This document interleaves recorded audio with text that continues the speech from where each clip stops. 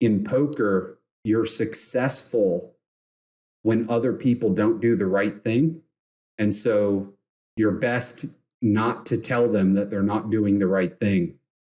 But in the real world, in the business world, you need other people to do the right things the right way. And so now it's a complete paradigm shift where instead of letting other people make their mistakes, you have to get them to stop making their mistakes in order for all of us to be successful. Hey, welcome back to View from the Top podcast, where we help family-first business owners and entrepreneurs get through the valleys and up the mountain to their very own view from the top. So glad you're listening in with us today. My name is Wally Wallenbeck, and I've got Big A Walker in the house. Big A, welcome. Come on, Wally. Listen, I went, you and I have this fetish for playing ping pong. Wait. Is that the right word? Yeah, fetish. You said fetish? Yeah. Fetish for playing ping pong. We have a fetish for playing. I don't know. Is it not a word? I got to look up the definition on that. You keep telling your story. We do like to play ping pong. We do like to play ping pong. Is it fetish? Is not. It's my word today. It's my show, so it's my word today. It's your show too, though. You're co-host, so I guess you could veto, but I don't know. You look it up, and we're not going to use. Let's keep going, but we're not going to use the word fetish ever again. So just keep talking about ping pong. I'll use it again if I want to, but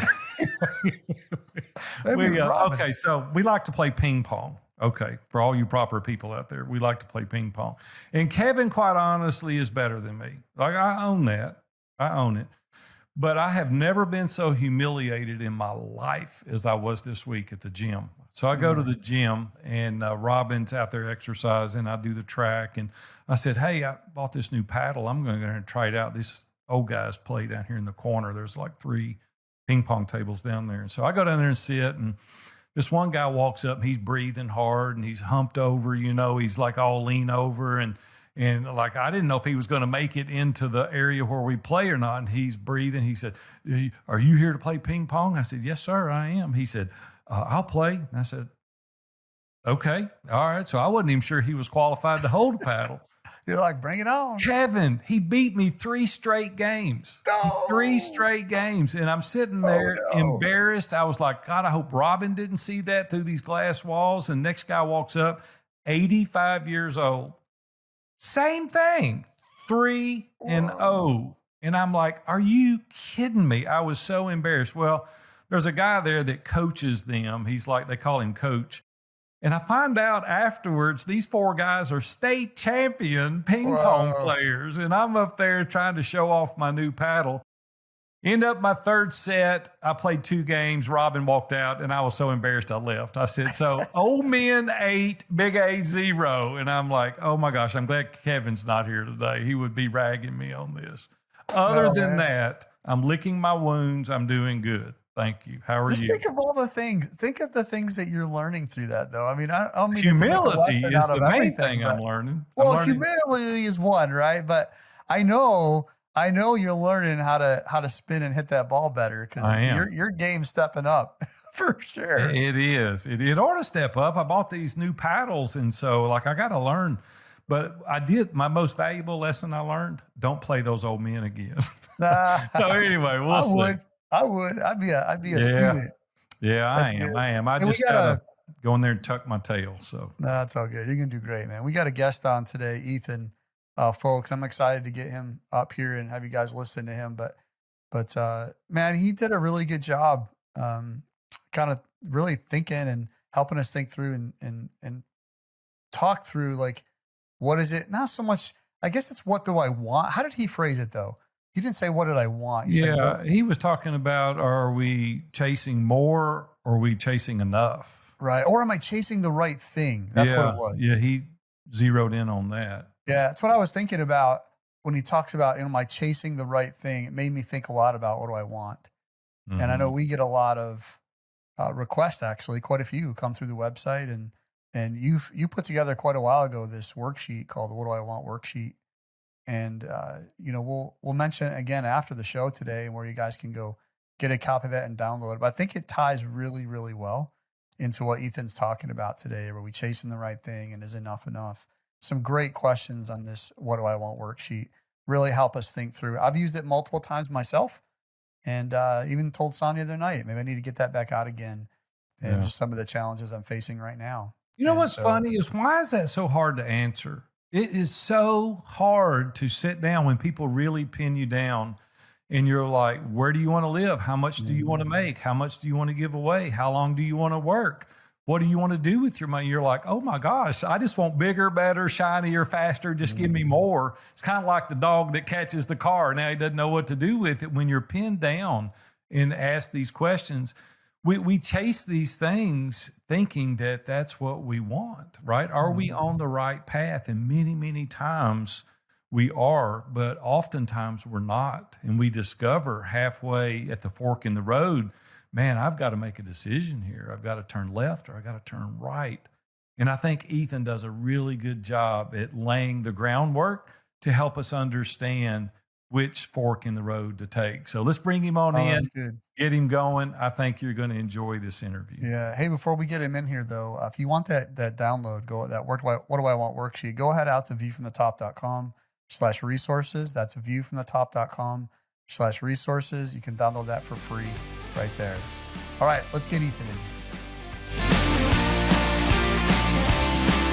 Ethan, man, I couldn't be more excited to have you here today, buddy. You doing good? Doing good. I'm excited to be here. You know, I think we just dodged a bullet, some bad weather our way. And we were just talking about it before we started recording. I love living in Nashville, but if you don't like the weather, stick around because tomorrow it'll be different, right? It changes. But we don't get this like Kevin up your way, Michigan, when you used to be up there, man. You get these huge snows and we don't get that, but we just barely dodged a bullet here today. So Ethan, things going well for you this week? Things are going well. I just moved to Greenville, South Carolina a few months ago. It's like 60, 65 degrees. I'm loving it. How's that working out? Because you were in Jersey there for a while. You were used to some of these cold winters. Yeah. Yep. I gave away my snowblower, my shovels, my gloves. Gave them away. You're a smart man. You're a smart man. That's right. Man, I've had such a privilege of getting to know you over the years. You've been in Iron Sharpens Iron Mastermind for a long time. We've had the privilege of masterminding around a number of topics, but there was one thing that came up recently that you and I were talking about. You were giving me a little demonstration of some stuff that you're working on. And I'm like, oh my gosh, we've got to get you on the podcast because I want to talk about this. And this is kind of goes around the topic of, am I chasing the right thing? You know, we're guilty of bigger, better, shinier, faster, more. And you have the ability, this uncanny ability to focus. I was telling Kevin the other day, I said, a lot of people that I'm around, I disrespect them more and more the more I get to know them. And it's the opposite is true with you. The more I get to know you, the more I respect you and the more I admire your work. And so we're just so thrilled today that you're coming on to discuss some of these topics with us. But you've got a pretty neat background and you don't talk about it a whole lot. I don't know why you don't, because I think it's pretty cool. But share with us a little bit more of your background and how you played poker for a living, which I think is pretty cool. Tell us about that and how you got started. Yeah, sure. That's the one my wife's sick of hearing. She met me when I was a professional poker player, but yeah, that was not intentional. That was just, I think, good timing and maybe my personality. So I've always liked deconstructing things and figuring out strategies and stuff like that. So it was college days. I just got into poker and I love playing the games with friends. And I started reading all the books before anybody was into poker. It wasn't on TV yet. I read all the strategy and theory books. And did you go into it with that? Hold on a second. Did you go into it with that mindset? Did you go into it with this analytical, strategic, or did you like, hey, hopefully a 21 will flip up there in a minute? How did you go about your approach? It was just, we're having the poker night. So I started doing poker and then I was like, oh, this is fun. And there's strategy and like, I just always want to deconstruct stuff. So I was like, well, let me go read a book and just start to like refine. And then you're winning the games. And then, you just got it. But it wasn't on TV at the time. So it was, so I never actually finished college, but I went into the IT world, and I was learning all that and self-educating there, and still just doing poker on the side. And then all of a sudden, it was on TV, and all of a sudden, you could play online poker at these higher and higher stakes. And I was just like, I remember looking up, being like, World Poker Tour came on. I remember like going and checking out the online games and watching, like, they were opening to these bigger and bigger stakes. I started watching them, and I was like, oh, I guess I don't know how to play, right? Like, because I'm watching how these guys are playing, and I'm like, I guess I don't know how to play. And I just started watching a little bit more, and I was like, oh, no. Nobody actually knows how to play. This is like the old college games where everyone was just playing around and having fun. I was like, none of these people actually understand, the fundamental theories behind this stuff. And so that was it. I just started playing and making a lot more money there. I got a couple questions for you. I'm not a very handy poker player, but Big A said something just a few minutes ago while you were starting your conversation about 21. Isn't that a whole different game? Like, I think we should play Big A in poker right now. I never played poker for a living, so I'm. When he said 21, I was like, I think that's blackjack, but not quite sure. But let's Big A. I should have said it's all the same to me. Blackjack, poker, craps. We're setting up a poker game with you, Big A. Like, seriously, like, this could be great. I would lose. I'd bet the farm and I'd lose it all just immediately. I think funny. You got a point there, though. Now that you say that, that's pretty funny. It's funny because back in the day when I started doing that, nobody understood poker and what it was, and so I had this conflict. It's why I moved to Vegas from Massachusetts, because I had this conflict. If somebody asked what I did, I had to decide if I wanted to tell them, because the assumption is just, oh, you're a degenerate gambler, and it's like it takes a lot of explaining when people don't understand the difference between blackjack and poker. It takes quite some time. And so you're like, do I want to invest an hour in explaining to this person that it's strategy and that I'm a winner and that I'm not just gambling, I'm not lucky. And so, I just got sick of either lying about what I did or having to spend that much time. So I just wanted to go around. I wanted to be around other people that were just like, oh, okay, cool. You play poker, and move on. You mentioned a word in there that I just draw this out just for a moment. You mentioned the word gambler. And I think that most people think people that play any type of card game like that or stakes around the game, that you're a gambler. So help us understand, like, where's that line for you, or how do you define that line? Because that's really interesting to me. That's good. Yeah, I don't gamble. That was like, there's a term, risk of ruin, which is like, do you have a chance of going broke? And a lot of poker players that I would say are winning, successful, strategic poker players, but they're also gamblers, don't understand or don't care about their risk of ruin and going broke. So it's like, I had friends that in some ways were much better players than me, but they'd always be going broke. It's like, I never go broke. Like, that's crazy. I'm like always bankroll management and like knowing what the risk of fluctuations, like looking at it from a math perspective. You can figure out all these things. It's like, I'd rather win a little bit less or a little bit slower, but know that I wasn't going to wasn't going to go broke. No gambling. I don't like any of that. Like blackjack. I'm like, why would I want to play a game where I know I'm going to be a loser in the long run? That seems silly.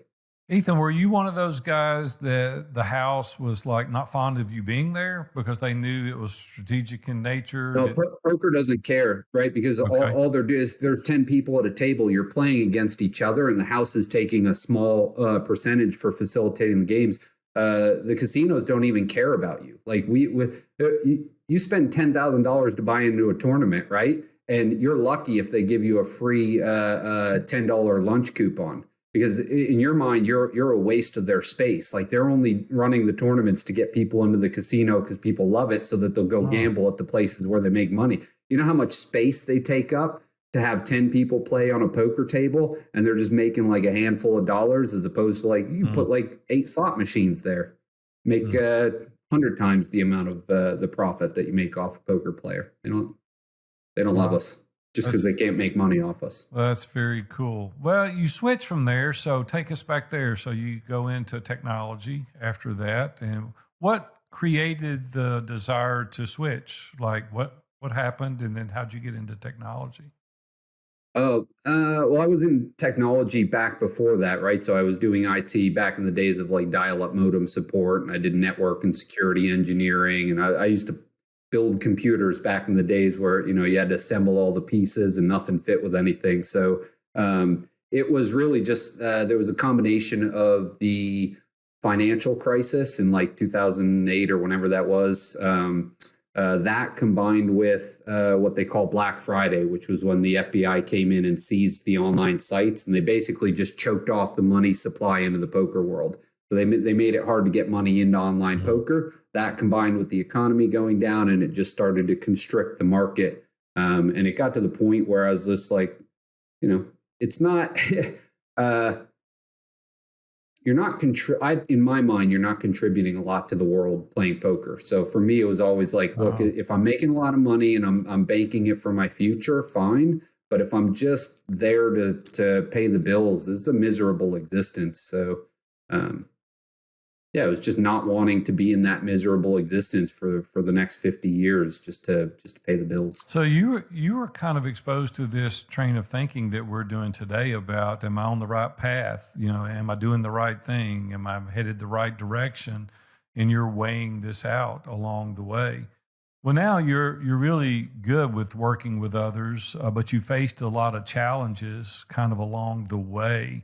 What are some of those challenges that you faced working with others as you were transitioning into IT? Yeah, sure. So the interesting thing about poker is that there's no limit to your success as an individual. It's like there is no. If you're good enough to beat a certain game, you can go in there, beat it, and instantly, just move up through the levels, move up through the ranks, make as much money as your talents and your desire to work at the game will allow you to do. And so that really appealed to me at that phase of my life. The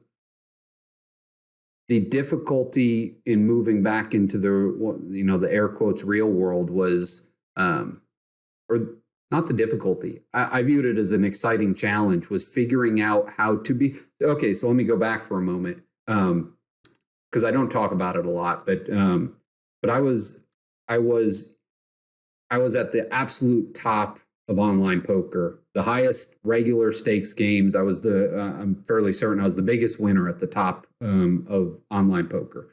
I would do like $500 to $1,000 an hour. When people would cap out at around $300 an hour, something like that. And I did that through systems and processes and adding technology. So I would play like 16 tables all at once, with each player would have like 9 different numbers around them, which were fed off a database that I was always building. And it would tell me, because you can't watch how each hand plays out, right? But you can see when you come into a decision, you can look at the numbers and be like, oh, they're overly aggressive here or overly timid. Therefore, this is probably a bluff. And you can make a snap decision. You move on. So that's a very self-centered, you're just focused on you, and you can actually get into flow state. I don't know if you guys know about flow state, but it's fascinating. Like I used to live in flow state, which is both good and bad, to like literally be in it all the time. It messes with the pathways in your brain if you do it too much. But the fascinating thing for me, and going back to the real world, was that in poker, you're successful when other people don't do the right thing. And so you're best not to tell them that they're not doing the right thing. But in the real world, in the business world, you need other people to do the right things the right way. And so now it's a complete paradigm shift where instead of letting other people make their mistakes, you have to get them to stop making their mistakes in order for all of us to be successful. And that was for me, that was the challenge, because I'm like, I've already competed as an individual person. I've already competed in the highest stages, and it's like I don't feel like there's anything else on that stage. There's other stages even in poker, but on that stage in poker, I'm like, I've competed at the highest level as an individual competitor, and I've succeeded. So I liked the new challenge of having to help other people work as a team, but I had no idea how to do it. How hard was that for you to change that mindset? Because that was a huge, like a decade you were in this flow state, right? Doing this, and you've got to now change. How difficult was that? Yeah, it took a lot of time, but it was a fascinating journey for me. Did you recognize it out of the gate? Did you have to get help or assistance or a coach or a Yeah, mentor? Like what? it took time. It took time. The first Yeah. thing I said it messes with your pathways. The first thing I had to learn was how to organize myself because I had trained myself for a decade to take in information and dump that information like instantaneously. So I had no ability to hold on to details in the long term. It was just take in, dump, take in, dump. So that's part of when you've heard me talk about systems and processes and organization. It came out of a necessity from an inability to remember any details. So I had to build the supporting systems, but that was still an individual journey for me myself because I was like, crap, I can't, function in this world of all these different things. You were just building these systems to survive, right? It was a process and system in order to be good at your profession. That's cool. And now you're a master at it. No question about it. Yeah. The thing that I didn't realize right away was that I was completely comfortable in a world of change. Like change is the only place that I feel comfortable, shifting sand. And I just sort of assumed like we all do. We all think everybody thinks like us, right?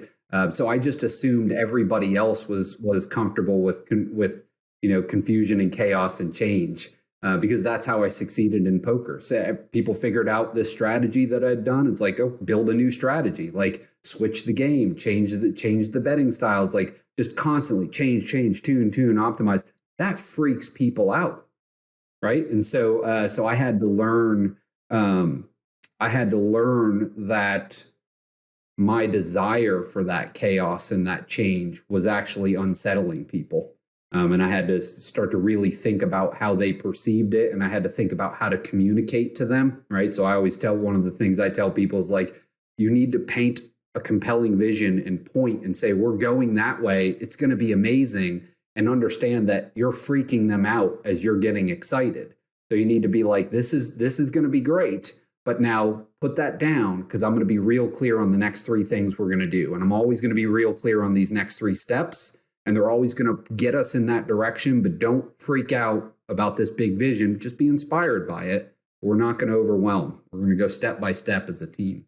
I had to learn things like that just because I thought everybody loved confusion and chaos and change. No, we run from that oftentimes. You've got a new initiative that recently started Magic Button Labs, which is pretty cool. Tell us more about that and help me understand really what problem that you're solving for in that area of expertise. Sure.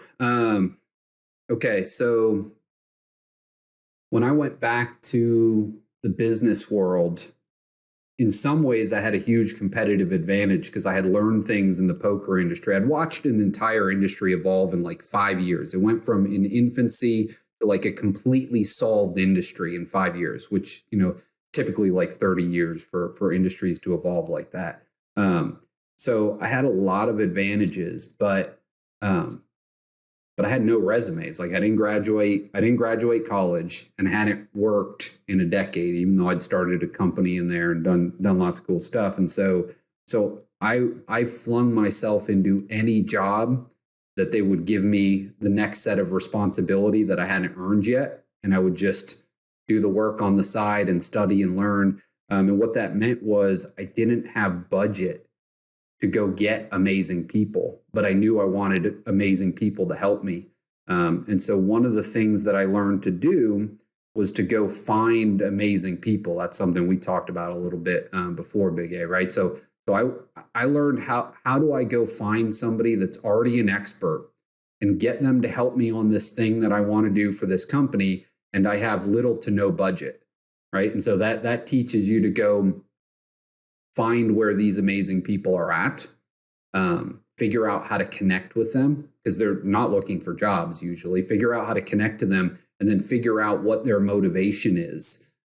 Because it's not always what you would think, right? And so that's kind of how I got this collection of experiences very quickly when I came back to the air quotes real world. And part of what I realized was that when you find these experts, they're experts because they've been working on this thing for like 10 or 20 years.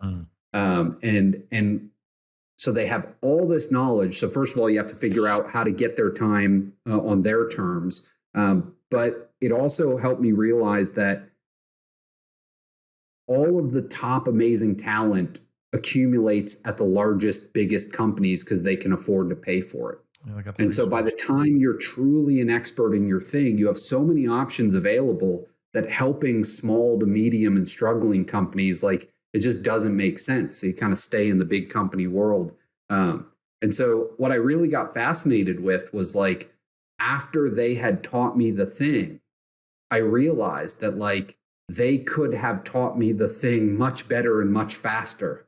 But, like, I didn't know, I was just learning the thing. So after I had done that enough times, what I realized was, like, you can take these amazing people, they're so into their thing that they can't communicate it all that well. And they've been doing it in a world where they didn't need to. Somebody just pays them a lot of money and they just do it themselves as an expert. And so that's kind of like, I think, I was showing you the Captivate one. I don't want to go into it here, but, like, what I focus on is how do I find these people? And then how do I help them to communicate it in a way that other people can understand? And then how do we build a way to give it to these other companies in a way that is much quicker, much cheaper, and much more fun to give it to them? So it's like, how do we take this expertise out of the hands of the huge companies and give it to all of these other companies that need the help just as much? And there's more of those companies. Ethan, can you give us an example? Like, give us a practical example of that. Like, we've got a lot of business owners, entrepreneurs listening to this podcast. So if I'm a business owner, like, what's a practical thing that I would be able to, oh yeah, that makes sense. Yeah, well, I'll give you the 30-second verbal on what I showed Big A the other day. So in marketing, when you're giving your pitch, we tell stories. Like, you know how to tell stories. We all tell stories. And we all use the typical story format that we're taught, right? The hero's journey. And we tell our story because we're the experts. And so we tell it in the hero's journey format. And what ends up happening, and I do this, I teach people this, and I still do it, is we all start in the weeds and we try to build up from the bottom step by step. Here's what you need to do to get here. And, like, that freaks people out because they don't have time, they don't understand it. And so you need to reframe the way that you explain when you pitch, not to talk about the details and to only talk about, like, hey, Kevin, here's how your life is right now. And here's how your life could be if you did my thing, and here's how it is now, and here's how your life could be. Here's how it, right? And it's like, and don't tell me, I'm not going to tell you how I'm going to do it. And what that does is, that gap is the difference between where your life is and where your life could be. And the more times that I come up with different ways to talk about that gap, it starts to get bigger in your mind. Right? Because I didn't talk about all the pain. I was just like, I want you to think about how your life is. I want you to think about how your life could be. And I just go back and forth until you're like, I really want my life to be like that. And then I'm like, great, pay me and I'll get you there. And I never talked about how, right? So I didn't give you an opportunity to hear about my methodology and my tools and poke holes or get confused or have buyers. Or it's like, look, you want me to get you there? I'm the person to get you there, and I'll do it this quick for this much in this amount of time. And you go, good, let's go, and off and go. And that's just a different way of pitching. And it's very self-evident once people explain it to you and once you see it. But without somebody guiding you down that path, you're going to go into the normal storytelling format that you're used to. Ethan, talk about the cadence of the story. You explained it to me and used some of the greatest speeches ever, Steve Jobs and Martin Luther King. Yeah. And talk about those for a second. That was very interesting to me. Yeah, essentially what we really try to do is, if we really can understand the problem space, is then how can we tell the story in an interesting, fun way? Right? Because that's what people wanted. They want to be told a story that they'll remember how the story made them feel. And essentially, and this isn't something we figured out. There's a TED Talk by Nancy Duarte on it. But she essentially was like, all of these pitches suck, and there must be better patterns for telling stories. And so she said, I'm going to work backwards from the solution. And she went out into the world and she was like, let me look for speeches that motivated many people to take great action. And she, Martin Luther, I Have a Dream, and Steve Jobs, the iPhone speech. And she said, let me analyze these things and look for different patterns. And she found that they all used the same different pattern. She found that they all just went back and forth between, this is your life now, this is right. And that's all. And she was like, oh, well, that's how you motivate people to action. You just follow this pattern, right? And it's like, oh, cool. Now I get it.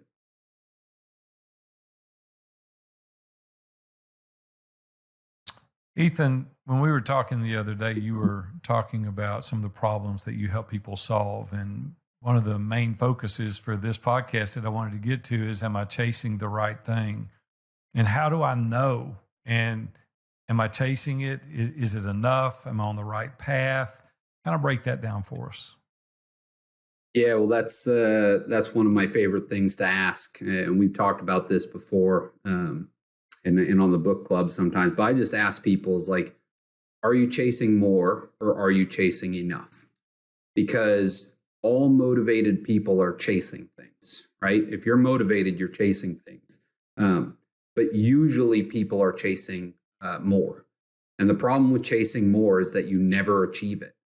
And if you can chase enough, that is a definable thing, and that can actually free you. But to do that, you have to define what enough is, right? So if, a lot of people will say, what are you chasing? What are your goals? 500K, 1 million, 2 million, 5 million, whatever the goal is. And it's like, okay, but that's not the end goal in and of itself, right? Like your goal can't be to die a rich person. I mean, maybe it is, but like most people, if you be like, is your goal just to have that much? No. So if you can push people to say, what is enough for you, right? What's enough, Kevin? Like, what's your number? Like, write it down and explain what it is. And the moment you can point to enough, is like you can actually work backwards from that, and it's incredibly freeing because you can then go, okay, well, how close am I to that number? And how long do I have to go? And do I have to do? It allows you not to like run full speed all the time, because that's what you have to do if you're chasing more. You have to run full speed all the time. And if you're chasing enough, you can slow down. And so part of what I was talking about, right, like taking the reason that it matters to crosswalk it to business and what we do is if you can get the right people and you can put them in that mindset and you can slow them down, then you can say, okay, let's take this time to actually build the thing, right? Let's build the story in a way that it will resonate. Let's build the delivery model in a way that it's scalable. Let's build do it yourself and done with you and done for models so that you can literally give something to every company should they want to work with you. It's like, that's all the stuff that when you're just chasing more dollars, you put it to the side because you're just chasing the bigger sale. And so a lot of what we do is we invest up front in building all of this stuff. And it's a magical thing because then what you find is you end up getting to more anyways, right? Because now you have this scalable thing that you can leverage. But if you stay true to enough, it's like it just allows you to keep investing in the future. And that's a lot of what we do is like, how can we invest now for the future? If you just always invest in the future, eventually your present will be bigger than yesterday's future was. I don't know if that makes sense, but just keep investing in the future. That's really cool. Why do you think so many of the clients that we work with today, they get hung up on, is this the right thing? Like, how do we know? How does Ethan know when he's working on these projects that you're on the right path, that you're doing the right thing? How do you know that your aspirational goals are enough? Like, is it just to take care of your basic needs? I think a lot of it, though, honestly, I think it's the dopamine hits that we get, right? We're out there. I was just thinking about when you play cards, man, you must be experiencing that all the time. Like you're playing 9 hands at a time or whatever it is. Or were you able to control that? Was that not a thing? And it was all just, whatever algorithms you had set up?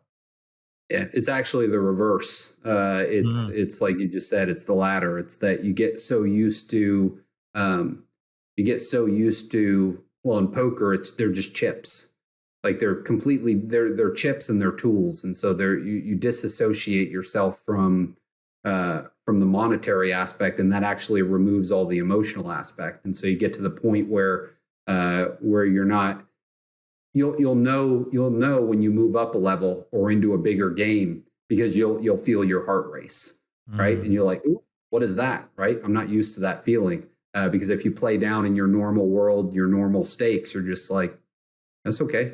That's 20,000, that's 40,000 is like, okay, no big deal. But then you double it and all of a sudden you'll feel your heart race again. But that was the difference between gamblers and non-gamblers, right? I was always chasing, how do I get myself to not have those feelings? Some people are chasing how to have those feelings. Ethan, do you think it's possible to be able to do that, not in the poker world, but in the business world? Do you think that you can sit down and get that sense of clarity and make intelligent decisions rather than emotional decisions? Yeah, but I think it all comes down to, that's why I say, are you chasing more or are you chasing enough? Because if you can define enough, then you're no longer going to chase the highs from the more. It doesn't mean that you won't have them. Like, I get excited all the time about the things that I accomplish, right? But I get excited, like, as, I don't know how to describe it, but I'm excited, but it's more of just like it's just a different feeling. You're not chasing the high. You're not chasing the drug. You're just happy to always be moving forward. But it comes from, so like, what is the right thing? The moment you define enough, and you're always going to start by well, not always, but most people start by defining enough from a monetary perspective, right? Because you have to, because why is that number that number? Like, why is it? Is like, when you answer the why, you're going to come to things like relationships and freedom to pursue your passion. That's what you're going to land on. And so it's like, okay, well, now if I can take the dollars out of my mind and I can just view them as a chip, as a tool to get me to the relationships and the pursuing of the passion, which is what I really want to do. Now you're able to make those decisions, right? Like, that's, for me, Magic Button Labs is like, okay, I was fortunate. And this is one of the things ISI helped me with, was like, I was fortunate to have really high, what I consider high paying job offers, and to walk away from those and be like, I don't need it. Like, that will just change how quickly I get to my number. But like, I'm going to get to my number either way in plenty of time. So like, I don't need to get there faster, because then it would push me to change my number. So it gives you the freedom to step back. Yeah. What's some of the reasons you did that? Because you were making a lot of income. And a lot of people would say you were foolish to let that go. What would you say to the people out there today that don't enjoy what they're doing? They're just doing it for the income, that has a desire to do something different, because you've just gone through that. You've just relinquished that high salary to pursue something that you enjoy. What word of encouragement would you give the audience? I would just say, do it. Find the thing that you want to do and do it on the side. I mean, that's the amazing thing about 2023 that we're in now, is like, you can learn anything you want to. You can launch a business with basically no overhead immediately, and you can find those amazing people that will help you incredibly easy. So there's nothing stopping you. Like, and the best thing to do is start building that thing before you have to have it. Just start in advance. Like, it couldn't be easier to just get out there and do the thing on the side. And in fact, like, if you have your day job that you don't like, that's actually providing you the freedom and bandwidth to do the other thing at the speed that it should be done at, because you don't have monetary pressure forcing you. There's a rabbit trail we can go down around the theory of good money and bad money.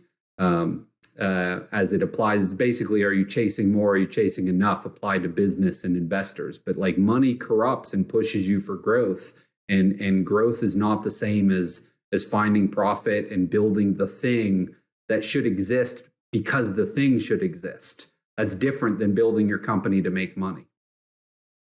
So how would you summarize that into the 3 next steps that the listeners could take in order to transition if they find themselves in a spot that they would like to be out of?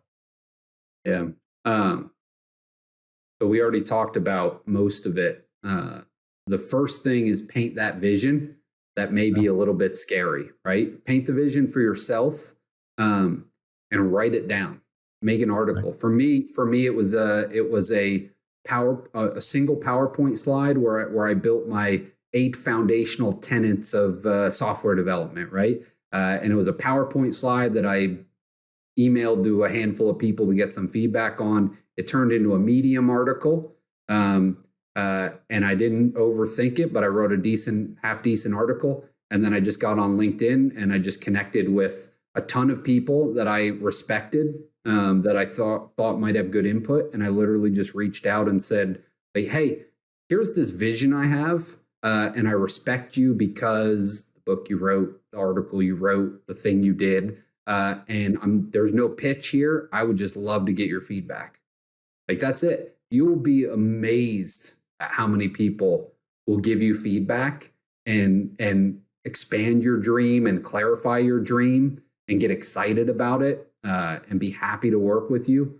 I mean, that's like literally, that's what I love to do. Like, that's the thing I'm passionate about, is go find those amazing people and be like, I have a dream that this thing could look like that.